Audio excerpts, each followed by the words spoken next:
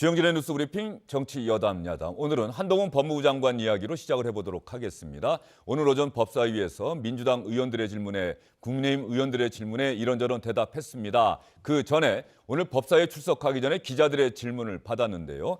이른바 헌법재판소 결정 그리고 그 이후에 민주당 일각에서 제기되고 있는 한동훈 장관 탄핵론에 대해서 기자들이 질문을 했는데요. 한동훈 장관 어떤 답변했는지 들어볼까요? 그런데 탄핵에는 각하 결정이 없습니다. 그러니까 만약에 실제로 민주당이 저에 대한 탄핵을 진행하게 된다면 그 절차 내에서 이 법이 얼마나 문제가 많은 법이고 국민에게 피해를 주는 법인지 실질적인 판단을 헌재로부터 받아낼 수 있을 거라고 생각합니다. 저는 피하지 않겠습니다. 지금 보시다시피 제가 법무부 장관으로서 할 일이 굉장히 많고요. 저와 무관한 일이고 저는 법무부 장관으로서 최선을 다하겠다는 말씀드립니다.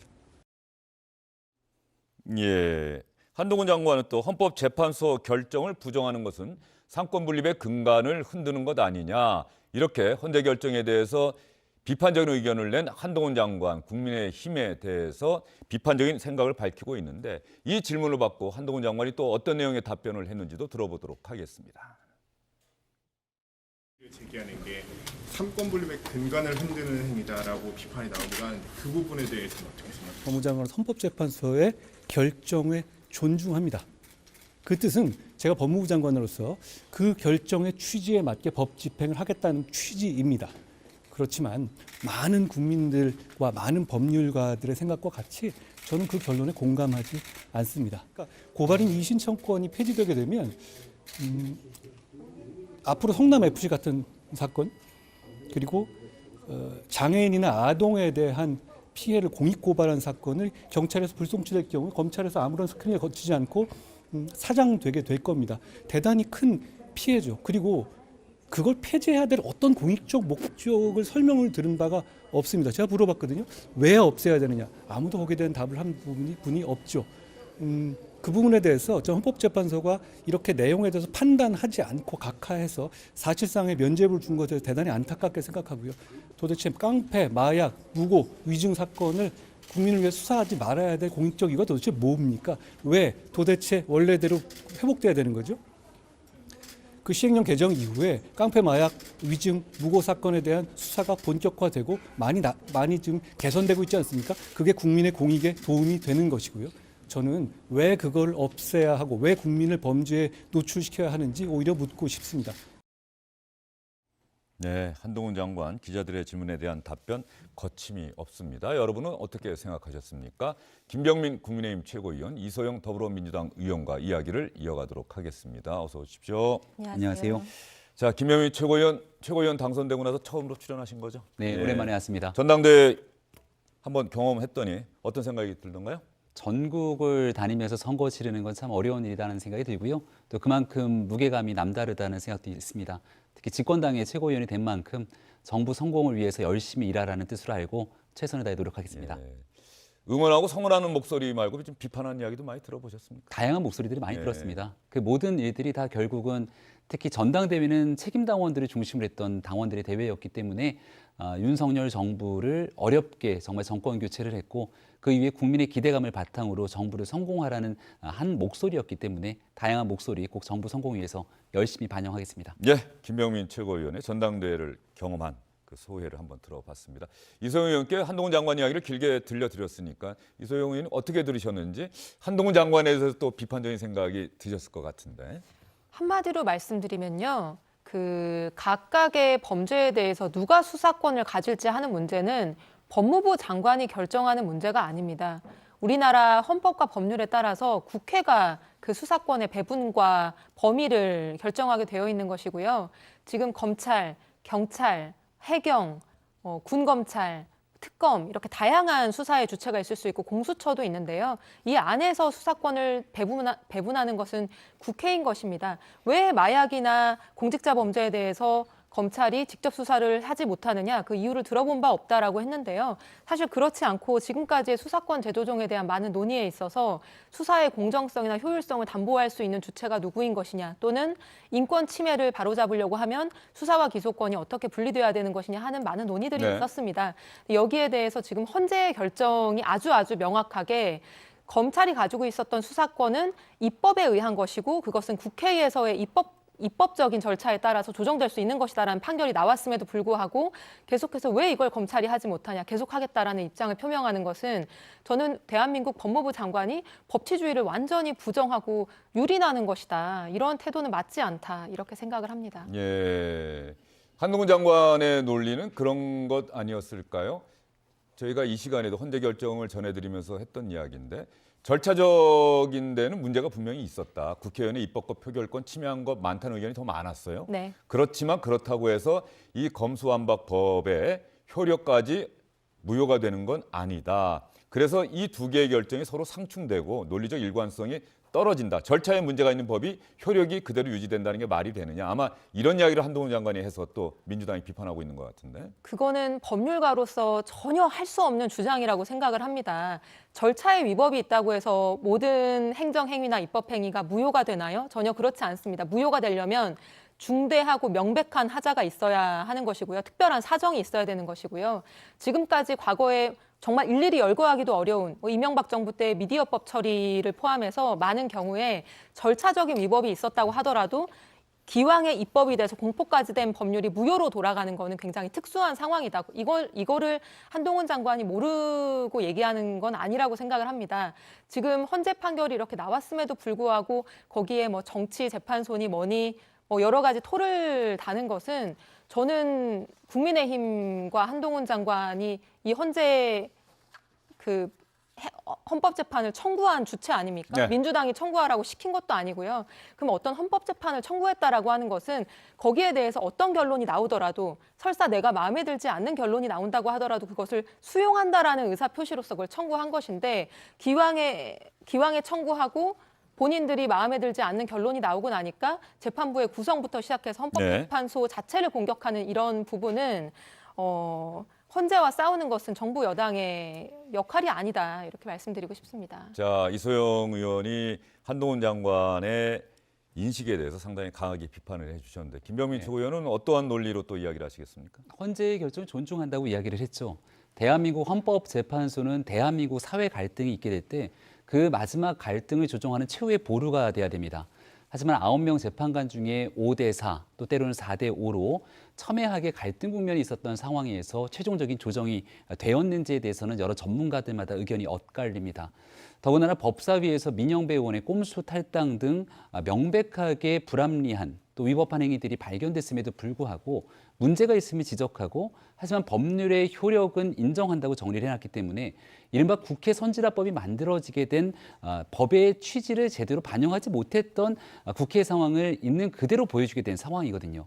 그런 헌재의 결정이라면 사회적 갈등이 앞으로도 더 이어질 수 있겠는데 예를 들어서 국회 차원에서 이뤄지게 되는 법사위 등 추가적인 민영배 의원의 꼼수 탈당 같은 일들이 다시금 재발되거나 반복된다 하더라도 법률적으로 최종적인 결정이 되게 되면 그 모든 효력들을 따라야 되는가에 대해서는 마찬가지로 절차적 민주주의 과정에 대한 논쟁들은 끊임없이 이어질 수밖에 없습니다. 그런 측면에서 헌법재판관의 구성 한 명 한 명이 전문성과 또 여기에 대한 정치적 중립성을 잘 담보해야 되는데 그런 논란들은 국민의힘 재기 전부터 충분하게 이어져 왔던 바 여기에 대한 안타까움을 지적하고 있는 것이고요. 그런 측면에서 헌재 결정을 존중하지 않는다는 것이 아니라 과거 민주당이 국회 선진화법을 무력시키면서까지 그 며칠 만에 검수완박법을 무리하게 처리시킨 것, 그 본질적인 문제를 지적하고 있다 이렇게 생각합니다. 예. 자, 김병민 최고위원 답변 과정에서 민영배 의원의 탈당 이야기를 거론하셨는데 이 부분에 대해서 민주당에서는 한동훈 장관이 권한쟁의 심판을 청구했지만 졌다. 그러면 사과해야 되는 것 아니냐 이런 목소리도 나오고 있거든요. 이 질문을 바꿔서 한동훈 장관이 민영배 의원의 이 탈당 문제를 거론하면서 오히려 사과할 주체는 내가 아니라 민주당 아닙니까? 이렇게 답변을 했다고 하는데요. 저보고 사퇴하라, 뭐 사과하라, 뭐 이러잖아요. 제가 지금 굉장히 유감스럽게 생각하는 그 헌재의 결론조차 위장 탈당 등 심각한 위헌 위법적인 절차가 입법 과정에 있었다는 점 인정했죠. 그렇다면 앞으로도 그렇게 위장 탈당시켜서 계속 입법할 게 아니라면 사과는 제가 아니라 민주당 의원들이 하셔야 한다고 생각합니다. 그리고 뭐 내부의 상황에 대해서는 다 국민들이 판단하시지 않겠습니까? 근데 그게 상식적인가요? 헌법재판소가 그래도 된다고 허용한 거라고 생각하십니까? 국민들께서 그렇게 생각하신다고 생각하십니까? 저는 그렇게 보이지는 않는데요. 다만 당내 사정이니까 법무부 장관이 언급할 문제는 아닌 것 같습니다. 네, 당내 사정이니까 법무부 장관이 언급한 문제는 아닌 것 같습니다. 이전에 이야기를 많이 했어요. 네. 저는 한동훈 장관의 지금 말이 요약하자면은 민주당이 잘못했으니까 내가 무슨 짓을 하든 그것은 상관없다. 뭐 이런 주장으로 들리거든요. 그러니까 민영배 의원의 탈당과 검수완박 법의 처리 과정은 문제가 있습니다. 저도 작년에 그 당시에 민주당의 일원이긴 했지만 당 내부에서 그 위장탈당 문제는 꼼수이고 잘못한 것이다. 그렇게 해서는 안 된다라고 하는 목소리를 냈었고요. 공개적으로. 그래서 그 부분에 대해서는 민주당에서 사과할 필요가 저는 있다고 생각을 합니다. 그러나 네. 그 문제와 별개로 그러한 입법적인 과정을 거쳐서 본회의를 통과하고 대통령이 공포한 법안에 대해서는 우리나라 법 체계상 헌법재판소가 그에 대한 무효 확인을 하기 전까지는 유효한 것입니다. 그리고 심지어는 지난주에 헌법재판소가 이에 대해서 합헌 결정, 기각 결정을 내리면서 그 유효성이 확인이 된 것입니다. 근데 여기에 대해서는 법무부 장관이 존중을 한다라고 한다면 적어도 이 유효한 법률이 아직 헌법재판소에 의해서 무효 확인이 되지 않은 상태에서 이 법의 내용에 배치되는 시행령을 만든 것, 그리고 거기에 따라 운영한 것에 대해서는 여기에 대해서는 당연히 사과가 있어야 되는 것이죠. 네가 잘못했으니까 나는 아무래도 상관없다라고 하는 거는 동네에서 어린아이들의 뭐 골목 싸움에서나 나올 수 있는 얘기인 거지 대한민국 법무부 장관이 할 수 있는 얘기는 아니라고 생각합니다. 이소희 의원님 말씀 듣다 보니까 제가 헌재 결정이 나오던 날 가졌던 문제의식 중에 하나가 있는데 이거 한번 두 분에게 질문을 드려볼게요. 그러니까 헌재 결정이 그러니까 절차상으로는 분명히 문제가 있다. 의원의 입법권과 표결권을 침해했다고 지적을 하면서도 그렇다고 그 법의 효력이 없어지는 것은 아니다. 이렇게 결정을 내린 것은 이 권한쟁의 심판이 청구됐을 때 대부분의 헌법재판소가 내린 결정을 보면 그 정부기구의 헌법기관의 자율성을 존중한다. 그럼에도 불구하고 국회가 그렇게 했으니 그 법까지 무효화시키면 혼란이 너무 크지 않겠느냐. 아마도 이런 취지인 것 같은데 이때 드는 생각이 그런 거였단 말이죠. 자, 그러면 절차에는 문제가 있는데 이렇게 만든 법도 효력은 인정이 된다고 헌재가 결정을 내렸으니 앞으로 국회에서 거대 정당들이 똑같이 누가 다수당이 됐든 간에 이런 식의 꼼수를 쓰면서도 법을 만들면 아, 이거 헌법재판소 가더라도 어차피 합헌 결정 받을 텐데 뭐 우리 또 앞으로 이렇게 하지. 분명히 헌재가 지적한 것을 그렇게 하지 말라고 하는 게 결정의 취지인데 그 법의 효력을 살려준 것은 앞으로도 그렇게 하라고 이 거대 정당들에게 권고한 거나 다를 바 없다. 이런 비판도 충분히 나올 법하거든요. 그렇지 않습니다. 네. 민주당이든 국민의힘이든 이런 꼼수나 이런 위법한 절차를 다시 시도한다라고 한다면은 국민들로부터 심판을 받지 않겠습니까? 다시 시도하지 않을까요? 저는 민주당이 지난 지방선거 직전에 지금 이제 소위 검수완박 법안을 문제되는 절차를 통해서 처리를 했는데 거기에 대한 비판적이고 부정적인 평가도 지방선거 패배의 한 원인이었다고 생각을 합니다. 어느 정당이라고 하더라도 헌법재판소가 이것을 문제가 있다고 지적을 했는데 계속 활용한다라고 하면 국민들이 그걸 좌시하지 않을 거라고 생각을 하고요. 이것은 제가 속해 있는 민주당의 입장에서도 뼈저리게 새겨야 될 부분이라고 생각을 합니다. 다만 국회 입법 절차는 다양하게 위법의 소지가 있을 수 있습니다. 예를 들면 통지 기간을 잘 못 지켰다거나 네. 뭐 어떤 여러 가지 절차적인 크고 작은 위법이 네. 있을 수 있겠죠. 근데 그렇다고 해서 몇 달 후, 몇 년 후에 헌법재판소가 이 모든 크고 작은 절차적 위법이 있는 법률에 대해서 무효를 선언하게 되면 우리 국가와 사회는 너무나 큰 혼란에 빠지기 때문에 사실은 입법 절차에 위법이 있음에도 불구하고 이것을 무효로 하는 데에 신중한 데에는 그런 혼란을 방지하고자 하는 이유가 있는 것이거든요.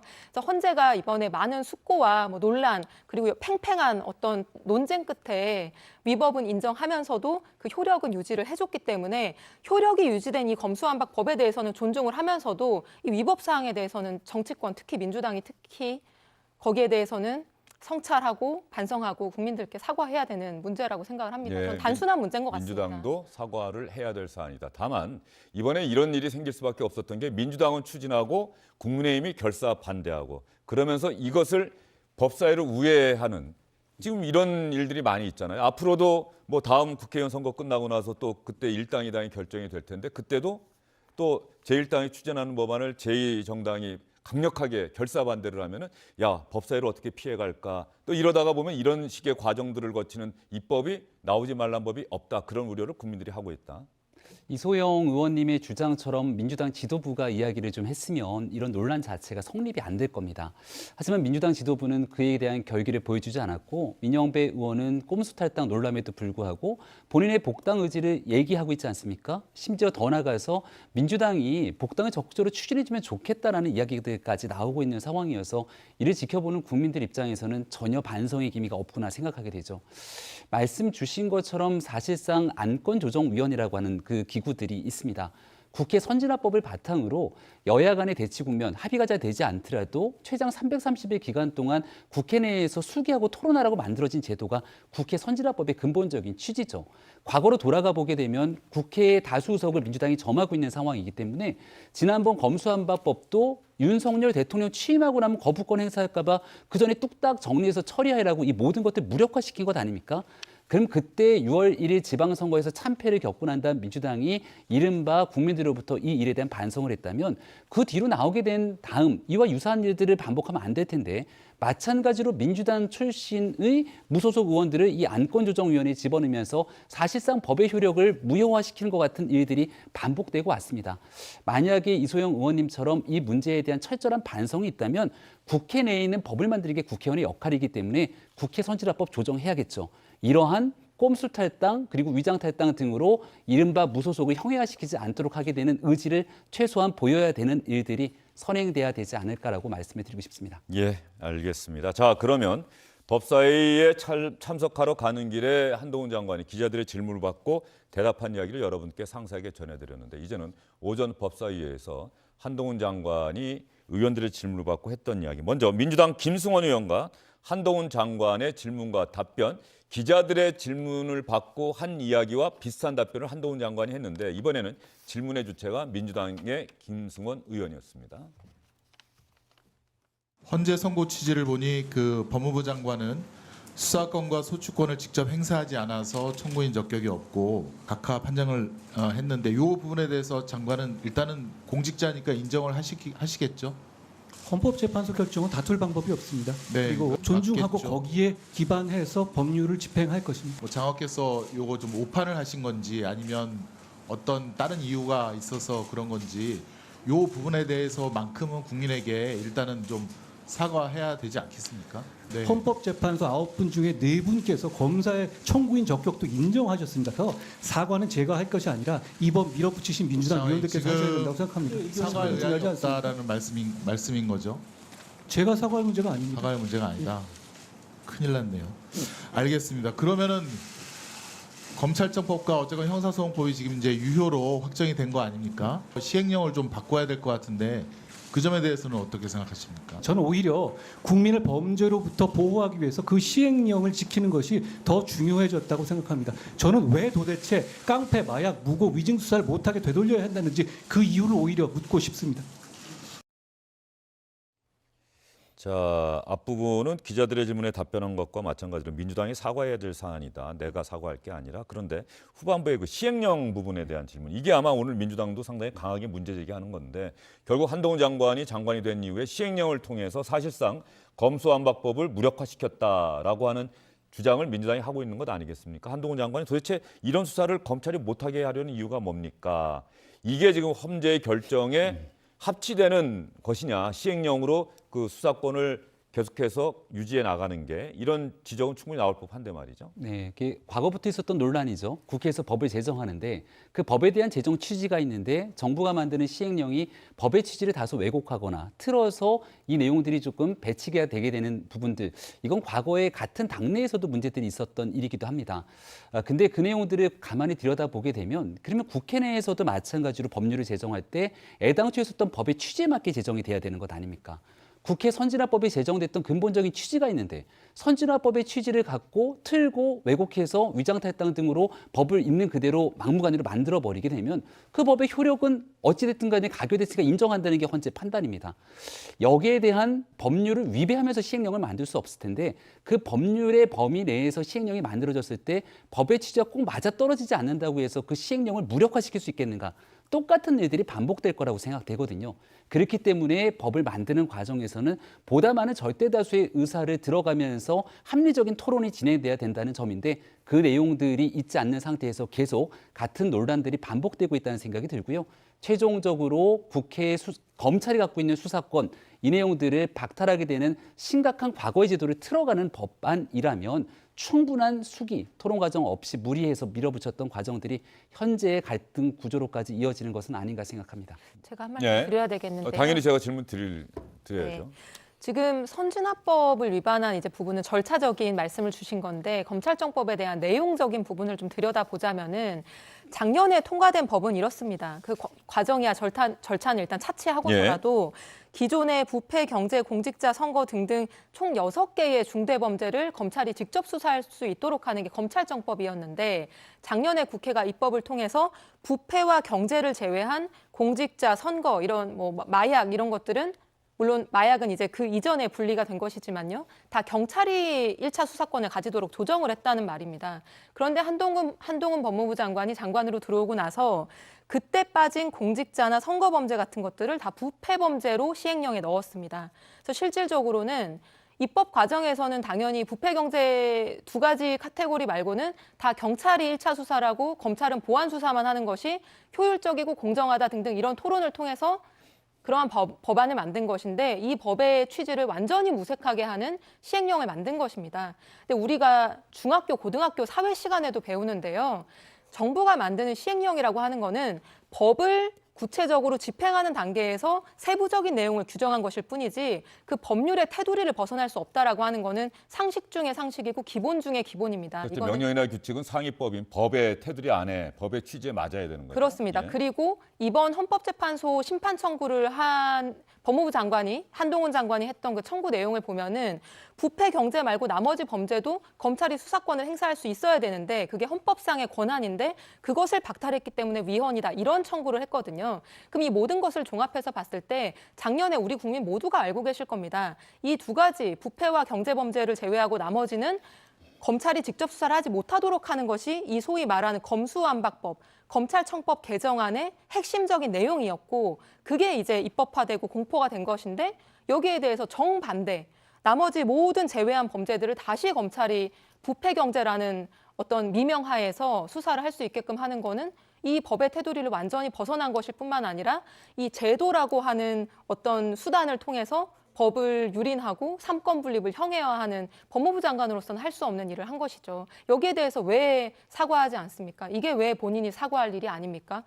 민주당이 절차적으로 위법한 게 있으면 법무부 장관이 이렇게 입법권을 무시하고 법률의 범위를 초과하는 이런 시행령을 제정해도 된다는 말입니까? 저는 그렇지 않다고 생각합니다. 예, 지금 이소영 의원님 말씀 드리면서 한번 찾아봤는데 그 검수완박법이 검찰 수사권 상당히 축소하는 법인데 6대 범죄가 있죠. 부패, 경제, 공직자, 선거, 방위사업, 대형 참사 가운데 부패와 경제 범죄만 검찰이 수사할 수 있도록 하고 나머지 수사의 1차 수사권은 경찰로 넘긴다. 이게 법의 정신이었는데 이게 민주당 안에는 원래 부패와 경제 범죄 중 가운데 중자였는데 본회의를 통과하는 과정에서 부패와 경제 범죄 등이 되면서 저희 기자들도 선배 기자들이 늘 기사에 등자 쓰지 말라 그러거든요.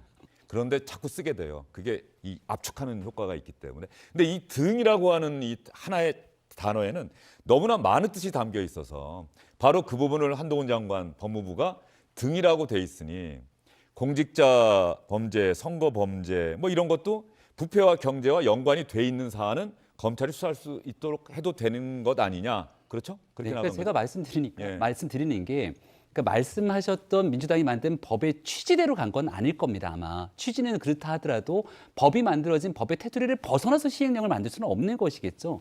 취지와는 꼭 맞아떨어지진 않지만 법에서 규정되고 있는 내용들을 바탕으로 시행령을 만들었기 때문에 거기에 대한 한동훈 장관의 시행령 자체가 무효다. 이것이 말도 되지 않는다 이렇게 주장할 수 있겠는가라고 반문하지 않을 수가 없는 겁니다. 그럼 그 당시는 왜 등이라는 글자가 들어가도록 만들었을까? 이처럼 첨예하게 다루는 법안에 대해서 충분한 토론 등이 있지 않는 상태에서 그때 말 그대로 누더기 상태로서 계속 언급됐던 상황들을 많은 분들이 기억하실 겁니다. 그러니까 왜 그토록 다급하게 그런 법안들을 무리해서 처리 통과시켜야만 했던 절체절명의 이유가 민주당이 있었겠는가라고 다시금 묻지 않을 수가 없게 되는 건데요. 관련돼서 두 번 다시 국회 내에서 이렇게 한 일주일도 안 되는 상간속에 법을 처리되는 것, 그 피해가 국민에게 돌아갈 수 있고요. 가장 대표적인 예가 과거 민주당이 거대 의석을 갖고 있을 때 임대차 3법 같은 경우를 절대적인 토론 없이 일방적으로 처리했던 예가 있습니다. 그 피해가 얼만큼 큰 경제적 상황으로 국민에게 돌아갔는지 다 지켜보지 않았습니까?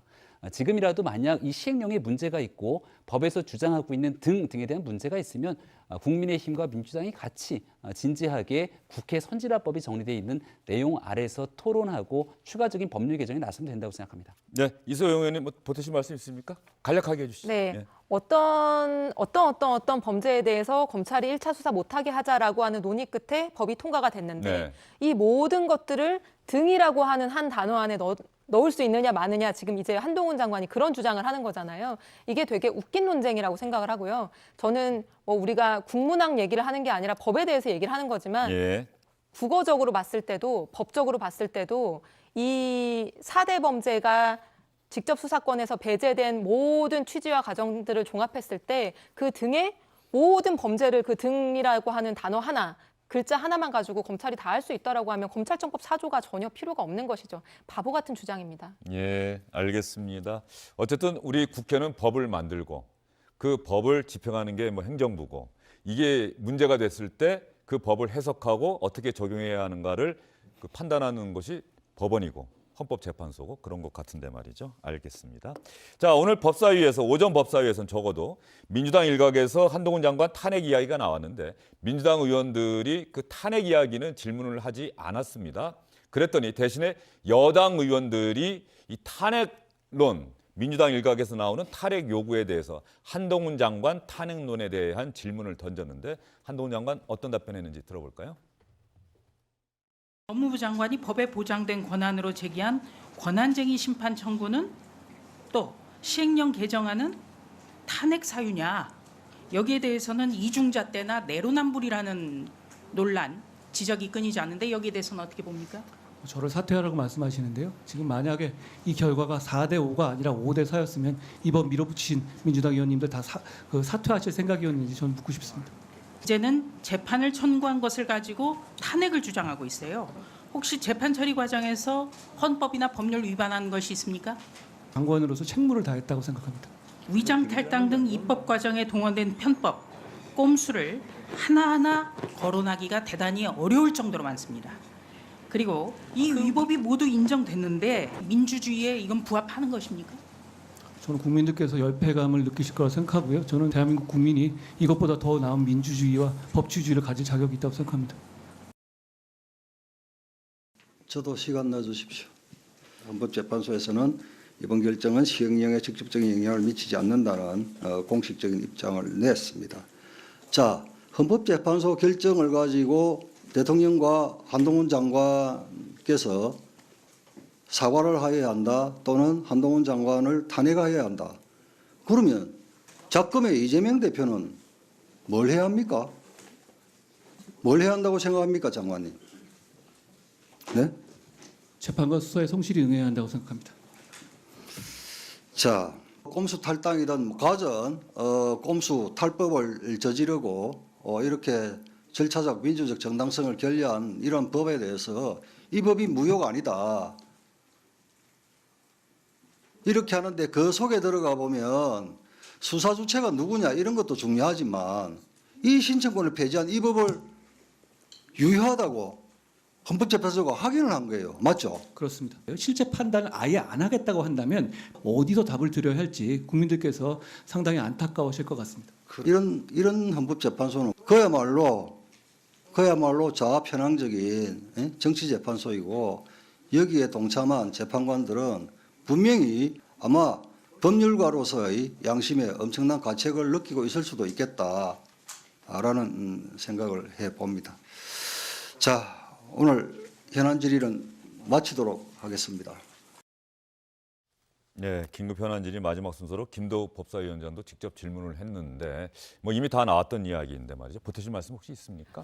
저는 오늘 김도욱 법사위원장이 저렇게 헌재에 대해서 뭐 정치 재판소고 좌편향돼 있고 양심의 가책을 받아야 된다 뭐 이런 얘기를 하시는 거 보고요. 정말 우리 정치권이 더 이상 금도를 지키지 않는구나 이렇게 생각을 합니다. 아까도 말씀드렸지만 헌법재판소 청구 누가 했습니까? 헌법재판소의 결정이 내 마음에 들지 않는다고 좌편향이고 정치재판소고 해산돼야 된다 막 이런 강경 발언을 쏟아낼 것 같으면 애초에 헌법재판을 청구할 게 아니라 장외로 나가셨어야죠. 그 판단을 받아보겠다고 국민의힘과 한동훈 장관이 헌법재판 청구해놓고서 그 결론이 마음에 안 든다고 이렇게 개개 재판관들을 공격한다라고 하는 거는 정말 너무나 부끄럽고요. 탄핵 문제와 관련해서도 저는 민주당 내부에서 한동훈 장관 탄핵 얘기 나오는 거 솔직히 저희한테 전혀 도움이 되지 않는다고 생각합니다. 네. 근데 오늘 아침에 라디오를 들어보니까 국민의힘의 박수영 의원이 탄핵을 해주면 너무 좋은 일이다. 한동훈 장관한테 고마운 일이다. 히어로가 될 거다. 이렇게 얘기하는 거더라고요. 저는 국민의힘 의원들이 이렇게 한동훈 장관 탄핵해라라는 식으로 또는 한동훈 장관이 나 사과 못하겠고 시행령 계속 유지할 거다라고 하는 모든 것들이 오히려 이런 정치적인 셈법을 고려한 그런 행동이 아닌가라는 생각이 들었습니다. 예, 박수영 의원이 얘기해 주셨는데 저런 이야기도 했어요. 김병민 최고위원. 네. 한동훈 장관 내년 총선에 등판했으면 좋겠다. 586 운동권 세력 물리치는 새로운 세대가 부상하는 역할을 해줬으면 좋겠다. X세대의 맏형이다. 뭐 이런 이야기도 했는데 말이죠. 이 한동훈 장관이 그런 역할을 할 수 있다고 김병민 최고위원도 생각하세요? 개인적인 입장을 아마 박수영 의원이 네. 피력한 것으로 알고 김병민 있고요. 최고의 개인적인 생각은? 저희 개인적인 생각은 내년 총선은 윤석열 정부의 성공 여부로 치러지는 선거라고 생각합니다. 개별적인 사람에 대한 얘기들이 가지고 있는 한계가 있을 거라 생각하고 특히나 한동훈 법무부 장관은 대한민국의 법무부 장관이기 때문에 특히 정치권에서 지금 한동훈 장관이 내년 총선에 소환하는 듯한 메시지 별로 바람직하지 않다고 생각을 합니다. 그리고 앞서 이소영 의원님께서 많은 말씀을 주셨습니다마는 지금 헌재의 판단에 대해서 만장일치 판결이 내려진 것이 아니고 5대4 또 4대5 이 절차와 과정 등에 대한 여러 혼란상에 대해서 국민의힘에 있는 정치인들만의 지적이 아니라 많은 전문가들의 비판까지도 이어지고 있습니다. 또 일부 언론 같은 경우에는 이미 우리법연구회, 국제인권법연구회, 민주사회를 위한 변호사 모임 이렇게 특정 정치적 성향을 보이고 있는 헌법재판관 구성이 우리 사회의 마지막 보루를 지키게 되는 헌법재판관으로서의 적절한가에 대한 문제제기 꾸준하게 이어져 왔습니다. 이러한 논란들이 더 커지지 않도록 헌법재판소 구성원 한 명 한 명에 대해서 훨씬 더 신중을 기해야 된다는 교훈들을 좀 삼게 되기를 바랍니다. 네, 알겠습니다. 자, 오늘 법사위에서 말이죠. 정순신 변호사 아들의 학교 폭력 문제로 국가수사본부장에서 낙마를 했는데 이때 인사검증을 법무부에서 맡는 것 아니냐 이런 질문을 민주당 의원들이 했어요. 한번 볼까요? 정순신 케이스를 말고 일반적으로 언론에서 저 정도로 취재가 들어오면 당연히 통상적으로 상부에 보고하고 하는 게 일반적인 법무부의 관행이고 업무 준칙 아니겠어요? 만약에 정부가 알고도 그거를 인사를 밀어붙인 거라면 논란을 감수한 걸 텐데 하루도 안 돼서 그거를 철회할 리가 없죠. 그리고 아니죠. 알고 정순신 있었는데 그냥 모르고 넘어갈 수 있을 거리라고 구렁이 담 넘어가시 넘어갈 수 있을 거라 생각하다가 들키니까 아니 그때서야 위원님 철회한 거 아닙니까? 위원님 말씀대로 이렇게 파다했다면서 그런데 어떻게 들키고 넘어갑니까? 그건 앞뒤가 안 그 정도 맞는 판단이 말씀이고요. 떨어진다고 그리고 볼 수 있는 거죠. 정순신 후보자 관련돼서는 장관님이 혹시 판결문 보셨습니까? 이게 전문을 보지 못했고요. 보도를 네. 통해서 내용을 봤습니다. 이 판결문에 지금 인사정보 관련해서 접근을 못했던 거죠. 알지 못했어요. 확인을 못했던 거죠. 확인을 할 수 있도록 시스템 개선이 필요하지 않겠습니까? 이번에는 법무부에서 요구한 적이 없죠, 아예. 이 건은 아니라 기본적으로 판결문을 요청하는 절차 자체를 했는데 안 됐던 경우는 과거에 이미 쌓인 전례입니다. 그래서 지금 대통령실에서 법원행정처에다가 그 부분을 좀 의뢰를 해놓은 뭐 대통령실도 좋고 다 좋은데요. 장관님 본업이에요. 저희도 당연히 그 하고 인사정보 있습니다. 관리단을 지휘 감독하시는 분이기 때문에 인사검증 시스템 개선하시는 거는 장관님 본업이에요. 그러니까 장관님께서 시스템 개선 방향에 대한 말씀을 저희한테 주실 수 있으면 좋겠어요. 그렇게 하겠습니다. 한 달 정도 됐기 때문에 이 개선 시스템에 대해서 어느 정도 전 윤곽이 나와 있기를 기대했습니다. 빠른 속도로 내주시고요. 본업에 좀 충실하는 법무부 장관의 모습을 보고 싶습니다. 네, 김의겸 의원과 이탄희 의원의 질문에 한동훈 장관이 답변하는 것 들어보셨는데요. 예, 뭐 이 문제는 또 이미 오래됐던 문제고 법무부 장관은 몰랐다 이렇게 이야기를 하고 있는 건데 일단 이 질문 한번 드려보고 싶네요. 김의겸 의원이 대변인에서 바뀐 거죠 오늘? 네, 오늘 교체가 됐습니다. 예, 이소영 의원님은 당직 개편 아마 사무총장 김의겸 대변인은 바꿨는데 조정식 사무총장은 유임이어서 내년 총선 공천 실무를 담당할 사람은 그대로 간다. 당직 개편의 의의가 퇴색됐다. 뭐 이런 이야기도 내부에서 나온다고 하는데 이소영 의원님 생각은 어떠세요? 강도와 범위에 대해서 여러 의견이 있었던 것 같습니다.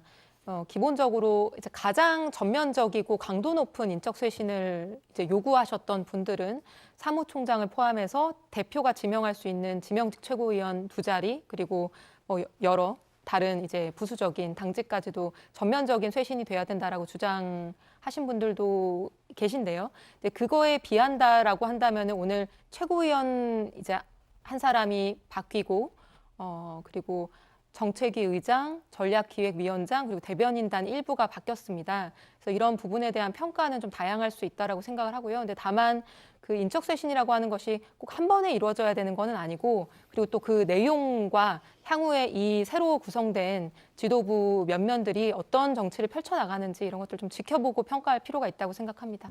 김의겸 의원 교체에 대해서는 아마 또 언론들이 또 주목도 많이 할 것 같은데 그동안 그 이른바 청담동 술자리 의혹 제기했다가 많은 비판도 받았었고 경찰 수사 결과에서 뭐 사실이 아닌 것으로 드러나기도 했고 얼마 전에 당무위원회도 만장일치라고 또 브리핑했다가 그 한 의원이 상당히 거세게 전해철 의원이 항의하지 않았습니까? 맞습니다. 이런 일련의 과정을 거쳐서 김의겸 의원도 교체되는 걸로 보세요? 어떠세요? 지금까지 좀 경질 내지는 교체가 필요하지 않냐라고 하는 그 문제 제기가 내부에서도 간간히 있었던 것이 사실이고요. 오늘 대변인단 중에 2분은 유임이 되고 이제 2분은 교체가 됐는데 그 교체된 분 중에 한 분이 김의겸 의원입니다. 그래서 방금 말씀하신 여러 가지 논란도 좀 반영해서 고려된 것이 아닌가라고 추측합니다. 예. 자, 민주당 당직 개편에 대해서 뭐 김병민 최고가 보태실 말씀이 있습니까? 아유, 제가 뭐 상대전에서 보탤 말이 뭐가 있겠습니까? 다만 김의겸 대변인 말 한마디만 더 보태면 그 말씀 주셨던 가짜뉴스 중에 가장 최악의 가짜뉴스는 이유 대사의 발언을 왜곡했던 점이겠죠. 이런 측면에서 진지게 바꿨어야 될 대변인단이었는데 조금 시기가 늦지 않았는가 이런 측면에 대해서 좀 긍정적인 변화가 있으면 좋겠습니다. 대변인이 참 어려운 자리죠.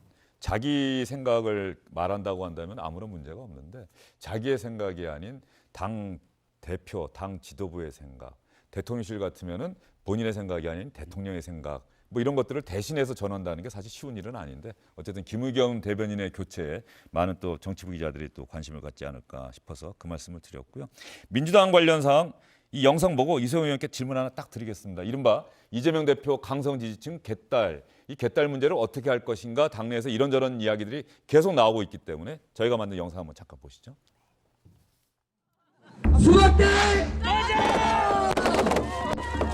이재명 대표 강성 지지자들이 수박 모양 풍선을 터뜨립니다. 비명계 민주당 의원들을 겉과 속이 다르다며 비난하는 표현입니다.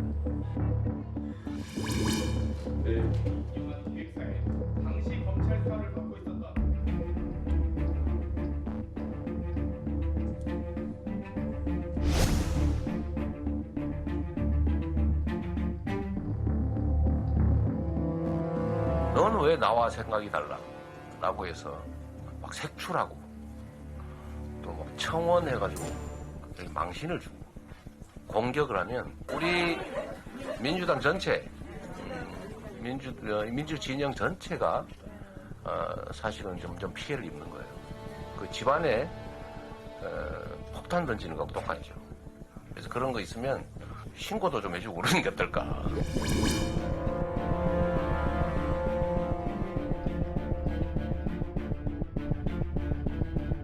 개딸이라고 하는 것도 사실은 그렇죠. 그래서 그 좋은 뜻으로 시작했는데 요즘은 혐오 단어로 슬슬 바꿔 가고 있는 중입니다. 좀 바꾸면 어떨까 싶은 생각이 듭니다. 이게 지금 너무 많이 오염이 됐어요. 악마화를 위해 조작된 이미지까지 사용해 조롱하고 비난하는 것은 금도를 넘는 행동이라며 당이 조사에 단호히 조치하겠다고 경고했습니다.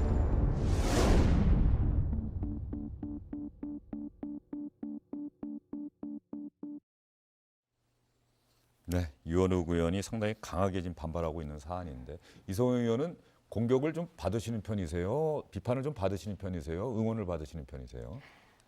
저는 공격과 비판을 많이 받는 민주당 의원 중에 한 명이죠. 네, 지난번에 이재명 대표와 함께 방송한 뒤로는 조금 아니요, 비슷합니다. 그렇습니까? 예, 이 개딸 문제에 대해서는 우리 이소영 의원의 생각은요?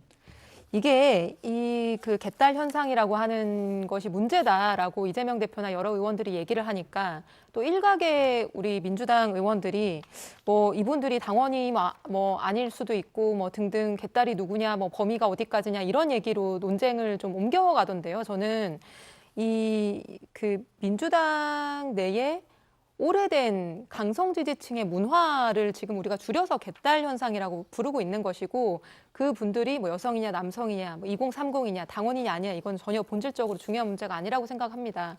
이 현상이 사실 최근에 이재명 대표 이후에 나온 현상이 아니고요.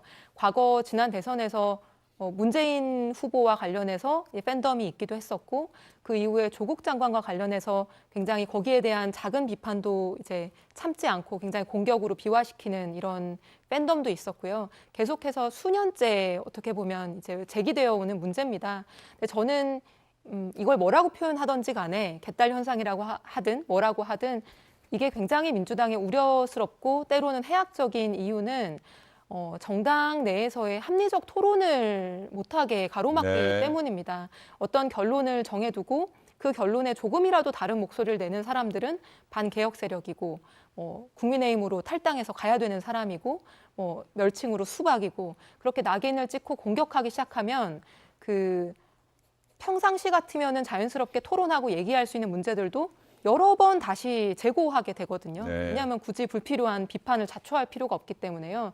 그래서 민주당이 조용한 정당이 되어가고 있는 것이 저는 민주당이 지금 마주하고 있는 가장 큰 위험 중에 하나라고 생각을 합니다. 그래서 그런 측면에서는 굉장히 우려스럽고 단순히 이재명 대표가 개딸 자제하세요 이렇게 얘기한다고 해서 이 문제가 해결될 부분이 아니라 당 내에서 다양한 의견들이 존재할 수 있고 이에 대해서는 성역 없이 토론돼야 된다.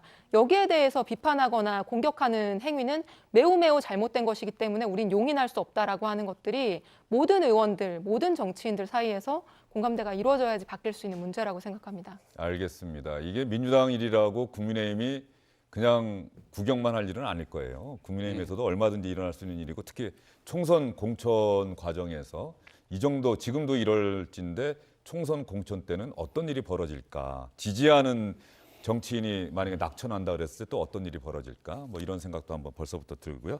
김병민 최고위원한테는 이 질문, 이건 또 여당이 지금 아마 고민이 많을 거예요. 먼저 여당과 야당의 지지율 한번 추이를 한번 볼까요? 오늘 리얼미터가 발표한 여론조사 결과인데요. 자, 항상 여론조사는 여러분께 전해드릴 때마다 중앙선거여론조사심의위원회 홈페이지 참조해 주실 것을 제가 꼭 말씀드리죠. 참조하시기 바랍니다. 민주당이 45.4, 국민의힘이 37.9.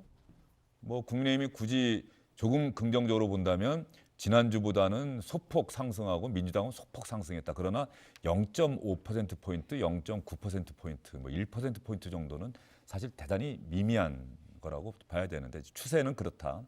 자, 그리고 대통령의 국정운영 지지율. 이 여당은 항상 대통령 국정운영 지지율도 신경 쓸 수밖에 없는데 윤석열 대통령 잘한다가 36, 잘못한다가 61.2, 지난주보다는 잘한다는 조금 떨어지고 잘못한다는 조금 늘었어요. 특히 연령대별로 보면 20대가 긍정이 29예요. 전체 평균이 36인데 20대에서 잘한다는 응답이 29. 40대는 전통적으로 민주당이 강세를 보이는 지역인데 잘한다가 21.2, 30대가 30.7. 그런데 20대는 떨어졌고 40대도 떨어졌고 또 20대에서 잘못한다는 응답이 지난주보다 올라서 67.5, 40대는 5.6%포인트나 올라서 77.4. 자, 대통령의 국정운영 지지율 하락 추세. 여당의 지지율 전당대회 마치고 새로운 지도부 꾸린 지 얼마 안 됐는데 컨벤션 효과는 누릴 수도 없었고 계속해서 여당 지지율이 하락해서 갤럽에서도 이미 지난주 금요일 날 보면은 또 여당보다 좀 떨어지는 게 나왔어요. 이 지지율 하락을 어떻게 할 것이냐 이거 고민이 많을 것 같습니다. 네, 한 2주 정도의 하락 추세가 네. 있었던 거 맞는 것 같고요. 지난주 금요일 갤럽 조사도 마찬가지지만 오늘 리얼미터 조사처럼 최근에 들어서는 그 하향세가 다시 완만하게 바닥을 좀 다지고 있는 모습이기도 합니다. 아, 바닥을 치고 있는 것 같다? 네, 그리고 지금부터 중요한 것은 집권당이기 때문에 저희가 전당대회를 통해서 국민께 호소했던 건 당과 정부가 손발을 맞춰서 국민께 실적을 보여주는 실력 있는 정당의 모습을 보여드리겠다고 약속을 한 바 있습니다. 그렇기 때문에 지금 나와 있는 노동개혁에 관련된 노동자의 일에 관한 문제도 마찬가지고 청년 세대가 특히 민감하게 받아들일 수밖에 없는 일들에 이르기까지 회피하지 않고 하나하나 맞서면서 관련된 내용들 소통하고 성과를 내는 게 중요하다 생각하고요. 그래서 지난주 금요일에는 저도 그렇고 당과 그리고 정부, 용산에 있는 대통령실의 젊은 청년 사람들이 같이 모여서 네. 새로 고침 노동자 협의회와의 소통 과정에 나서는 등 할 수 있는 조치들을 많이 취하고 있습니다. 지금부터 국민들께 성과로 보여드리면서 지금 다소 주춤했던 지지율을 끌어당기기 위한 최대한의 노력을 더하겠다는 말씀을 올리겠습니다. 네, 국민의힘 지지율은 또 어떤 변화를 보일지 이것도 결국 내년 총선까지 이어지는 상당히 긴 장기전이 되겠습니다만 어쨌든 여당으로서는 지지율 하락이 상당히 고심거리다 이런 생각이 들고요. 지금부터는 이재명 대표와 관련된 검찰의 수사, 법원의 재판 관련 소식을 전해드릴 텐데 오늘 국회 법사위원회에서 이재명 대표와 관련된 질문이 나왔습니다. 어떤 문제가 쟁점이 되고 있는 건지 여러분 이 질문과 답변 잘 봐주시기 바랍니다. 이재명 대표가 예전에 공직선거법 위반 사건을 재판을 받으면서 핵심적인 증인에 대해서 위증 조사한 정황이 포착된 녹음 파일을 확보했다라고 하는 기사가 있습니다. 이런 위증 교사죄에 대해서도 지금의 시행령이 아니라 예전의 시행령이라고 하면 검찰에서 수사를 할 수 없는 것 아닙니까?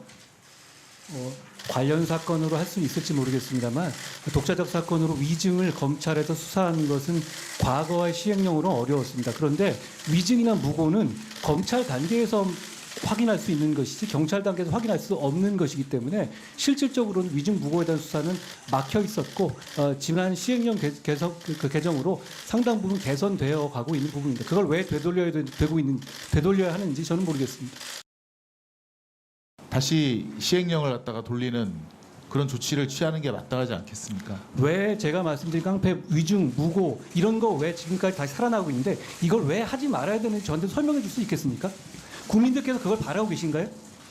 우리 이제 장관님이 참 아직까지도 그 다른 사람의 의견을 듣지 않는 것에 대해서 저도 굉장히 답답한데요. 지금 거의 수사의 90% 이상은 다 경찰에서 이루어지고 있고 검찰에서는 그것에 대한 검토라든가 기소를 갖다가 하고 있는 것도 또 현실 아니겠습니까? 그건 알고 계시잖아요. 위증이나 무고 수사가 경찰에서 이루어지나요? 아니 200 몇십만 건 아니 위증이나 무고 수사가 경찰에서 구조적으로 가능합니까? 위증 무고를 완전히 막은 건 아니지 않습니까? 완전히 막는 게 아니라 법정을 지금 검사가 들어가는데 위증 사건 자체가 검사가 수사 안 해가지고 기소가 얼마나 가능하다고 보세요? 통계적으로 별로 없을걸요? 당연하지 않겠습니까? 법원 출신이니까 더 잘 아시지 않습니까? 자, 위증이나 무고는 검찰 단계에서 드러나는 부분입니다. 그렇죠? 그런데 그 부분에 대해서 국민에서 위증이나 무고로 인한 여러 가지 피해가 많거든요. 그 부분을 해소하기 위해서 검찰이 수사에 나서는 것. 어떤 공익에 문제가 있습니까? 공익이 훨씬 증진되고 있죠. 게다가 최근에 저희가 시행령 개정으로 이 부분이 완전히 개선되고 있는 추세가 통계적으로 보이고 있죠. 깡패 마약 잡고 있고요. 이걸 다시 되돌리자고요? 왜 그래야 됩니까?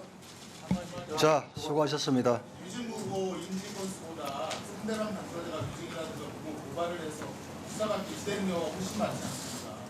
그래서 그 위증무고를 경찰에서 수사하지 않습니까? 알면서 왜 그러세요? 위증 수사를 아니 검찰에서 위증 인지건수가 1년에 몇 건입니까? 자 아니 건수를 고발로 인해서 수사가 진행되는 게 몇 건입니까? 자 위증 제가 건수를 말씀드릴게요. 예. 자 위원님 그런데 왜 그렇게 기술수를 막으려고 그러세요? 정리해 주십시오. 왜 막으려고 그러시는 거예요? 왜 막으려고 그러시는 거예요? 왜 막으려고 그러시는 거예요? 자, 정리해 주십시오. 자, 법사위의 또 하나의 쟁점이 위증과 관련한 검찰의 수사 이 문제가 쟁점이 됐는데 이게 왜 쟁점이 됐는지 김광산 변호사 또 이 영상 나간 사이에 들어오셨습니다. 어서 오십시오. 자, 위증 이 문제가 아마 오늘 언론에 보도가 된 이른바 이재명 대표가 경기도지사 시절 선거법 위반 혐의 재판받을 때 위증을 교사했다는 의혹 이거에 제기가 되면서 지금 법사위에서 또 쟁점이 된 모양이죠. 네, 그런 것 같아요. 지금 사실 이제 백현동과 관련해서 네. 김인섭 씨라는 사람이 있어요. 네. 그 사람이 사실 이제 아시아 디벨로퍼라는 회사로 들어가면서 네. 이제 백현동의 어떤 부지가 녹지 지역에서 이제 준주거 지역으로 4단계로 향상됐잖아요. 그러면서 아시아 디벨로퍼가 거기에서 백현동 옹벽 아파트를 진 거예요. 그러면 그 과정에서 이제 어떤 특혜가 있었느냐, 이제 이런 부분이 중요 쟁점인데, 이제 검찰에서 영장을 청구했는데 이 관련된 김인섭 씨가 아니고 김인섭 씨의 측근이 영장이 청구가 된 거예요. 전혀 이제까지 나타나지 않은 사람이거든요. 그런데 이 사람의 어떤 범죄 혐의를 보면 이제 그중에 유증이 있고요, 또 알선수재죄가 있거든요. 네. 근데 지금 계속 한동훈 장관하고 김승원 의원하고 지금 논박하는 게 뭐냐면, 이 사람이 유증을 했는데 이재명 대표가 법정에 증언을 서달라고 계속 부탁을 했다는 거예요. 그 녹취 파일이 이렇게 나와 있다는 거고. 이번에요? 아니면 예전에요? 전에요. 전에 이제 검사 사칭과 관련된 예. 허위사실 공표, 예. 그리고 공직선거법 위반해서 그때 이제 증언을 했는데, 그 증언 자체가 이제 이재명 대표의 어떤 유증의 어떤 교사, 뭐 그걸 뭐 명백하게 밝히지 않았지만 이재명 대표의 권유에 의해서 결국 증언을 했는데, 증언 과정에서 이제 유증을 했다. 이게 범죄 사실이 들어가 있는 거예요. 그러니까 지금 검소완박법이 시행되면서 사실 6대 범죄에서 2대 범죄로 축소가 됐잖아요. 2대 범죄가 부패하고 경제 범죄인데 여기는 이제 유증이 포함이 안 된다. 이게 민주당 입장이에요. 그래서 김승원 의원이 계속 얘기하고 있는 거고. 그리고 이제 한동훈 장관 입장에서는 유증이나 뭐 무고 이런 것들은 결국 국민을 위한 것이 아니냐. 그래서 시행령에 의해서 이 수사를 하려고 하는데 왜 막으려고 하느냐. 이제 원론적인 얘기를 하는 거예요. 그런데 김승원 의원 같은 경우에는 검찰이 수사할 수가 없는데 네. 이 사람을 영장에 유증이라는 범죄 혐의를 넣어서 결국 이재명 대표가 유증 교사한 것을 수사를 해서 이재명 대표를 엮으려고 하는 게 아니냐. 이제 그런 취지로 좀 질문을 많이 하고 있는 것 같습니다. 예, 이게 경기도지사 시절 선거법 위반 혐의는 2심까지 그 거의 유죄가 나왔다가 대법원에서 무죄 취지로 파기됐던 것 아닙니까? 그 당시에 있었던 어떤 증언을 해달라라는 것이었는지 위증을 해달라고 하는 것인지. 근데 이번에 검찰이 청구한 영장을 보면 위증이라고 지금 돼 있다 이거죠. 네네네. 그럼 위증이라고 돼 있으면 이 사람은 위증을 했다라고 하는 혐의를 검찰은 적어도 확인을 했다는 거고, 이재명 대표가 당시에 이 김 씨에게 여러 번 전화했다. 이것도 현재 지금 언론에 보도가 되고 있는 것 같은데 말이죠. 네, 그것도 이제 녹취 파일이 있다고 그래요. 그래서 아마 이재명 대표 측에서도 증언을 좀 해달라고 부탁한 건 인정을 하는 것 같아요. 그렇지만 사실대로 나와서 얘기를 해달라고 한 것이지 뭔가 허위로 거짓 증언을 해달라고 부탁한 것은 아니다. 이렇게 발언을 하고 있어요. 그런데 이제 검찰이 이재명 대표하고 이 김모 씨하고 서로 통화한 내역, 그러니까 증언을 해달라고 부탁하면서 했던 그런 내용들을 녹취 파일에 이제 그대로 있는 것 같고요. 그리고 뭐 지금 언론 보도는 약간 애매하긴 한데 네. 이 김모 씨가 나 유증을 했다고 다 인정을 했다, 이제 그런 언론 보도도 있고, 네. 나는 유증한 게 아니고 가서 사실대로 얘기했고, 여러 가지 면의 측에서 보면 유증한 적이 없다라고 이제 또 이 얘기를 하고 있다고 그렇게 언론 보도가 있기 때문에 이 사람이 그걸 다 인정을 했는지 하지 않았는지 이제 그 부분은 아직까지는 뭐 애매모호한 상태입니다. 자, 김광선 변호사가 여러분께 얘기해드린 김인섭 전 한국하우징 대표의 측근 김모 씨, 이 둘 다 또 두 사람 다 성이 김 씨여서 이 김모 씨가 오늘 영장 심사를 받았다고 하는데 당연히 기자들 앞에 모습을 나타냈겠죠. 김 씨가 기자들의 질문에 답변했을까요? 증인 출석 당시에 이재명 대표에게 어떻게 증언해달라 요청 받으신 거 있나요? 백현동 부지 용도 상향 관련 35억 수수 맞습니까? 위증 때문에 각성기 업체에 납품 청탁한 거 맞으세요?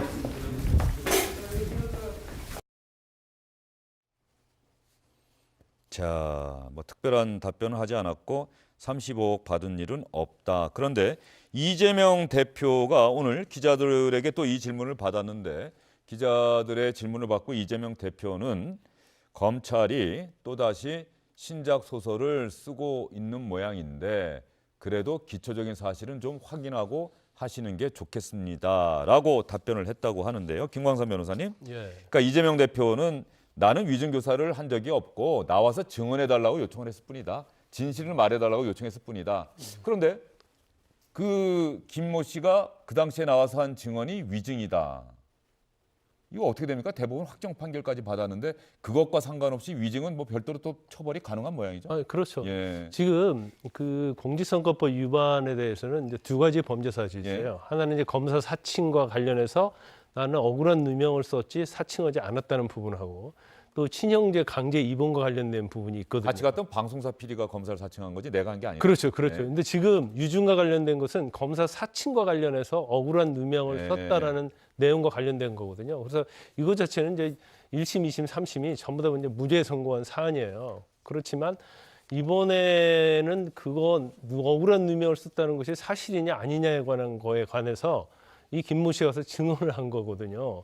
그래서 제가 개인적으로 볼 때는 이미 검사 사칭과 관련해서는 이재명 대표가 벌금 150만 원으로 확정이 됐거든요. 그러면 거기에 관련된 사실관계는 이미 확정이 됐다고 봐요. 그래서 과연 검사 사칭과 관련 이번 공직선거법 위반죄에 있어서는 이 사람의 진술이 과연 영향이 있었느냐 없었느냐. 아마 이재명 대표 입장에서도 보면 와서 증언을 해주는 게 유리하니까 이제 증언을 부탁했겠죠. 그렇지만 이게 과연 결정적인 영향을 미쳤는지 미치지 않았는지는 뭐 그건 알 수가 없어요. 그런데 지금 검찰의 영장 범죄 사실을 전제로 해서 얘기한다고 하면 이 법정에 나와서 이 얘기를 했단 말이에요. 네. 검찰은 이거 이재명 대표에게 유리한 증언을 했다고 보고 유증으로 보고 있는 거 아닙니까? 그런 증언을 2018년도 했는데 2019년도에 경기도에 무선통신 장비를 납품하는 데 있어서 이 사람이 정진상 씨와 이재명 대표 측근이라면 정진상 씨를 통해서 납품을 했다는 거예요. 그러면서 그 대가로 7천만 원을 받았다는 거거든요. 그러니까 이 부분이 또 알선수재라고 볼 수 있는 거고. 그다음에 이제 백현동과 관련해서도 아까 말씀하신 김인섭 씨라고 있었다고 했잖아요. 그 김인섭 씨 아시아 디벨로퍼로 영입이 됐는데 이 사람하고 같이 해서 이 사람도 인허가를 받을 수 있도록 힘을 써주고 거기서 70억 중에서 35억을 받아갔다는 거예요. 이것도 역시 알선수재죠. 그래서 단지 유증에 그치지 않고 그 납품하는 데 있어서도 영향력 정진상을 통해서 영향을 행사했고 또 이제 그 훨씬 이저지만 백현동과 관련해서 이제 이재명 대표와 관련이 있다 이렇게 이제 검찰은 보고 영장에 이 내용을 적시한 걸로 보입니다. 예, 지금 말씀하신 그 부분은 선거법 위반 혐의 재판을 받을 때 검사 사칭이 유죄가 확정된 게 아니라 별도로 그 사안에 대해서만 이미 2002년에 불거졌고 2003년 당시에 이재명 대표가 그 당시에 벌금 150만 원을 확정받았다 그 얘기를 하신 거죠? 이게 선거법 위반하고는 또 다른 거잖아요. 이게 이 사안 자체로 별도로 유죄를 확정 판결 받았다는 얘기신 거죠?